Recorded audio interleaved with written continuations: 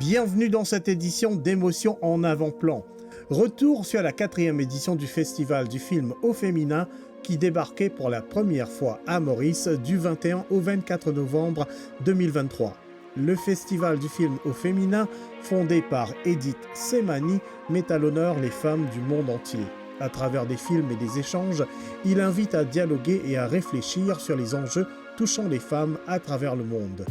Parmi les 2 réalisatrices ayant fait le déplacement vers Maurice, nous avions rencontré la cinéaste burkinabé Apolline Traoré lors de la précédente édition. L'autre invitée de marque de ce festival était la réalisatrice et productrice canadienne Rahila Boutwala, qui présentait son documentaire Women Beyond Bollywood. Outre des projections en salle, une sélection de films fut proposée aux étudiants du lycée Labordonnais dans le cadre de ce festival. Et nous y avions rencontré Rahila Boutwala, qui compte de longues années d'expérience dans diverses professions de cette industrie. Elle animait aussi une discussion avec les élèves de cet établissement. The women as powerful. Because I strongly feel about women's agency and their role in society.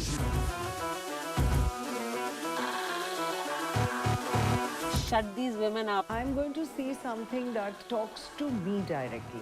It's not something that's really very light, even though one has tried to make it light-hearted. The subject matter is heavy. It's talking about the place of women in the film industry and how they've been marginalized. I think films impact people hugely.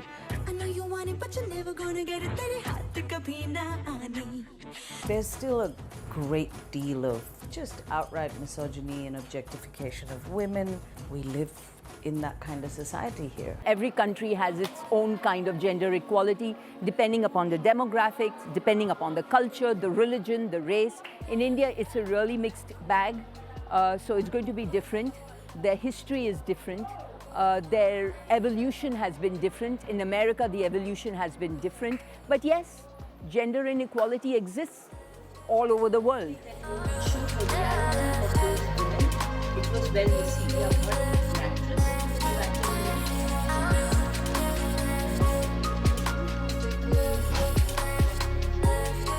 There has been so much that has been revealed about the film industry, and do you find that these things are pervasive to the film industry? Yeah, well, definitely that helped a lot. The Me Too movement gave a voice to women, especially in cinema, where they had none. Nobody was willing to listen to their voice of exploitation. Nobody wanted to go there because they were afraid of the big, giant men out there who could make your career or who could kill your career, basically. So that kind of a movement affected not just the States, but it came all the way to India, and it goes back and forth. Time's Up. All these kind of movements help definitely, and we should continue with them. If you're a man in the industry, even if you're mediocre or above mediocre, it's okay. But if you're a woman, either you're excellent or you have absolutely no hope at all.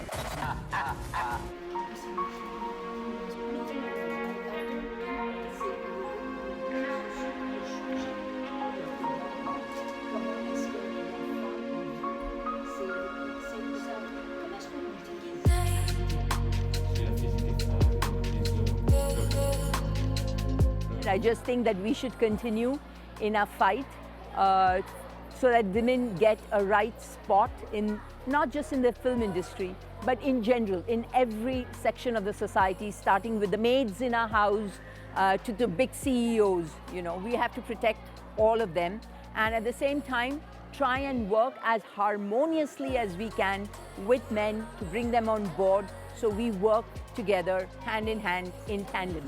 The students that I had were of the premiere were a little younger, and but they were very upbeat, and they were very quick on their feet, and they were very interested if you brought the questions that they wanted to answer forward. So yes, definitely there is an interest, but to draw them in with a film like this is not that easy. The girls that asked the questions were really very much on women-focused questions. But the guys, the topic was, oh, but what about the men? But where are the men? You know, it's always that. And so it's definitely, the girls probably, they do realize, you know, and they have been reading now, their exposure to this topic everywhere. So they are more in tune with it. I think films impact people hugely. I know you want it, but you're never gonna get it. तेरे हाथ कभी ना आने. There's still a great deal of just outright misogyny and objectification of women. We live in that kind of society here. If you're a man in the industry, even if you're mediocre or above mediocre, it's okay. But if you're a woman, either you're excellent or you have absolutely no hope at all. We never liked to portray the women as powerful. Because I strongly feel about women's agency and their role in society.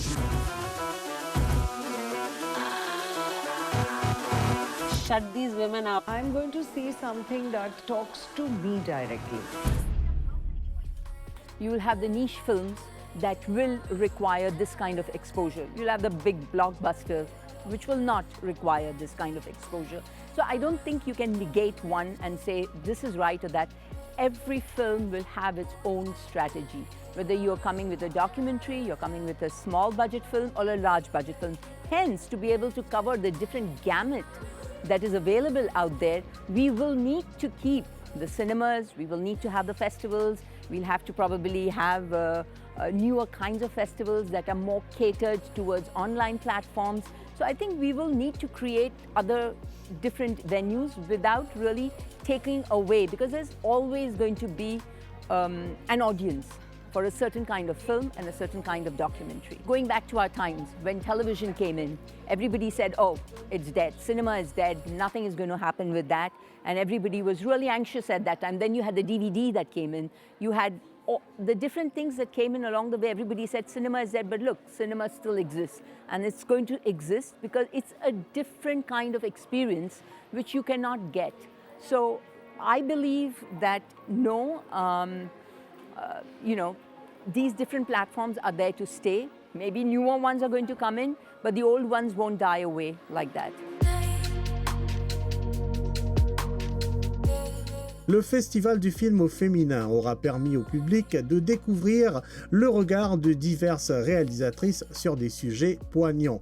Véritables ambassadrices de ce regard féminin, la fondatrice Edith Semani ainsi que les réalisatrices Apolline Traoré et Rahila Boutwala auront aussi initié le dialogue avec le public mauricien, surtout avec les jeunes, afin de réfléchir sur divers enjeux affectant les femmes dans la profession cinématographique.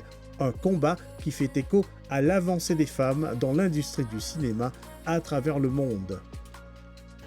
Mais c'est important parce qu'il faut une variété aussi de points de vue. Vous voyez, le cinéma a été dominé en majorité par les hommes. Aujourd'hui, on a une autre sensibilité. Et je le dis, un même scénario donné à une femme et à un homme, on aura deux films différents. Vous savez, donc la sensibilité est différente. La